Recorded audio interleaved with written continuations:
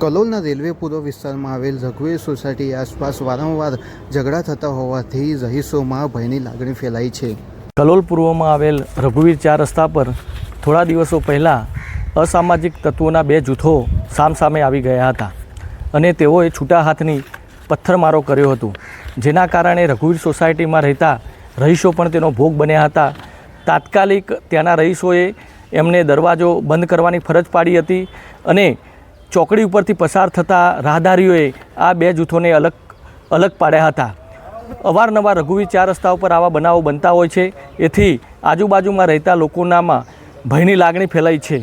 તો આજે કલોલ શહેર પોલીસ સ્ટેશનની અંદર મારી સમક્ષ રજૂઆત આવતા મેં કલોલ શહેરના પીઆઈને લેખિતમાં રજૂઆત કરી છે કે આવા અસામાજિક તત્વોને પકડીને એમની ઉપર કાયદેસરની કાર્યવાહી કરવામાં આવે અને કલોલ પૂર્વમાં સઘન પેટ્રોલિંગ કરવામાં આવે અને રઘુવીર 4 રસ્તા પર પોલીસ પોઈન્ટ મૂકવામાં આવે, જેથી આવા તત્વો તે જે વારંવાર આવા ઝઘડાઓ કરીને સમાજની અંદર ભય ફેલાવે છે, તો આવી ઘટનાઓ ઉપર આપણે રોક કરી શકીએ।